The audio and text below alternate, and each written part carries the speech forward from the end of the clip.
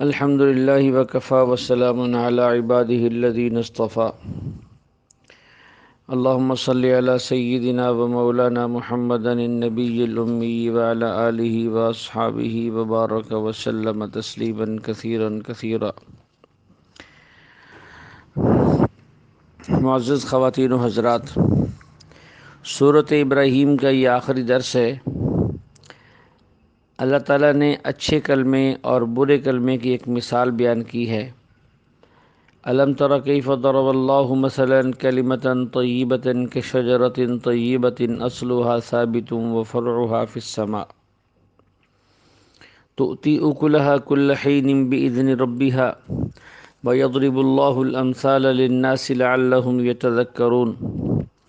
ومثل كلمة خبيثة كشجرة خبيثة اجتثت من فوق الأرض ما لها من قرار۔ ان آیات میں کلمہ طیبہ سے مراد کلمہ ایمان ہے اور کلمہ توحید ہے، اور کلمہ خبیثہ سے مراد کلمہ کفر اور کلمہ شرک ہے۔ فرمایا کہ کلمہ طیبہ اس پاک درخت کی طرح ہے جس کی جڑیں مضبوط ہوں، اس کی شاخیں آسمان کی طرف بلند ہوں، اور وہ پھل بھی خوب دیتا ہو اور ہر وقت دیتا ہو۔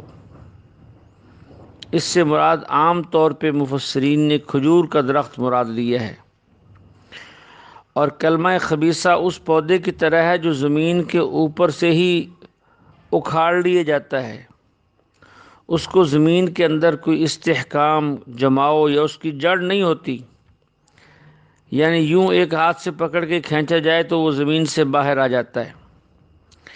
اس سے مراد حنظل کا پھل ہے، جسے اندرائن بھی کہتے ہیں، ایلوے کا درخت بھی کہتے ہیں۔ یہ ایک بیل نما ہوتا ہے جس کو ہمارے اس علاقے میں تمہ یا کوڑ تمہ بھی کہا جاتا ہے۔ تو کلمہ خبیثہ کی مثال اس سے دی گئی ہے۔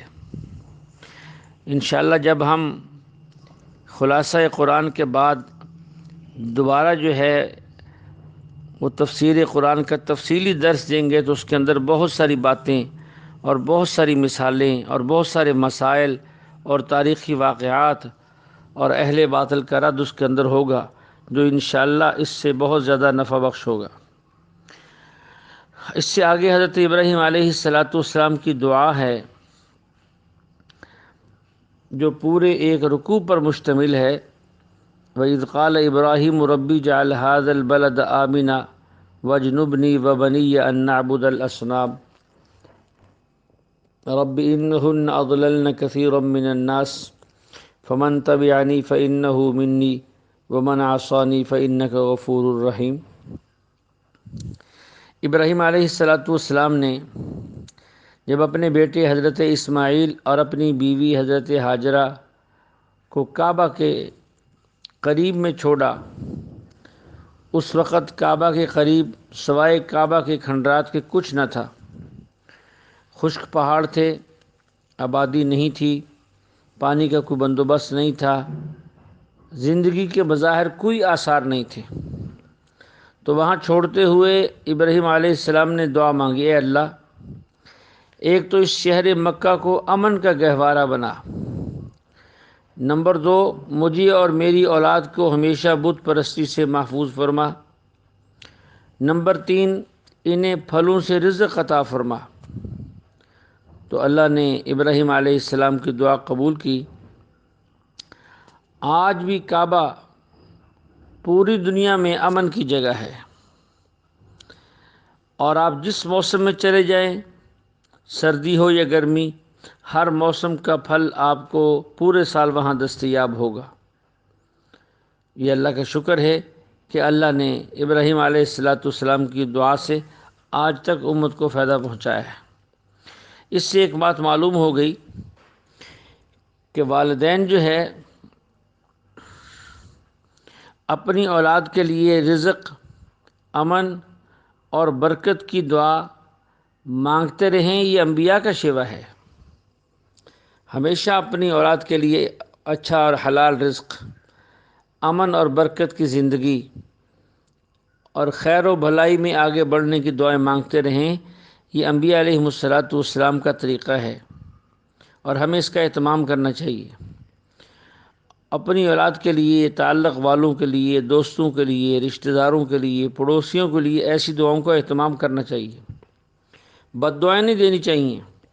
جیسا کہ ہماری عورتوں کی خاص طور پہ عادت ہے، بڑوں کی بھی آتے ہیں، تھوڑی سی بات ہو گئی تو منہ پہ بد دعائیں ہیں، تو مر جائے، ہلاک ہو جائے، برباد ہو جائے، تیرا منہ کالا ہو جائے، تو کسی حادثے میں ہلاک ہو جائے، ٹرک کے نیچے آ جائے۔ تو یہ بد دعائیں زیب نہیں دیتی مسلمان کو، دعائیں دینی چاہیے۔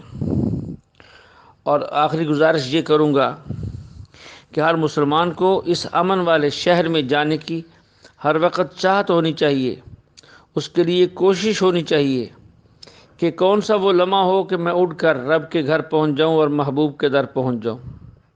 ایسے لاکھوں دوست دیکھے ہیں جو اپنی لاکھوں روپے جو ہے وہ مری کی سیاحت پہ، سوات کی سیاحت پہ، ملیشیا جانے کے لیے، تھائی لینڈ جانے کے لیے، باکو گھومنے کے لیے، ترکی گھومنے کے لیے، امریکہ اور لندن اور آسٹریلیا اور یورپ گھومنے کے لیے ہر سال خرچ کرتے ہیں، لیکن رب کے گھر جانے کی توفیق نہیں ہوتی، محبوب کے در جانے کی توفیق نہیں ہوتی۔ اس لیے ان سے گزارش ہے کہ اپنا رخ بدلیں، یہ اللہ کا دیا ہوا سارا مال یہ رب کے گھر کے لیے وقف کر دیں، یہاں بھی خیر کے کاموں میں خرچ کریں، اور وہاں جانے کے لیے روز بروز جو ہے اللہ سے وہاں تک پہنچنے کی دعا مانگیں، اور خصوصاً اس گناہ گار کے لیے بھی دعا کریں کہ رب جو ہے موت سے پہلے پہلے اس گناہ گار کو اپنے گھر کی ہزاروں حاضری نصیب فرمائے اور قبول بھی فرمائے۔ اللہ ہمیں جو ہے اپنے گھر کے اور اپنے محبوب کے در پہنچنے کے اشتیاق میں اضافہ فرمائے اور اسباب مہیا فرمائے، راستے کی رکاوٹوں کو دور فرمائے اور اپنے تمام احکام پر چلنے کی توفیق نصیب فرمائے۔ وآخر دعوانا ان الحمد للہ رب العالمین۔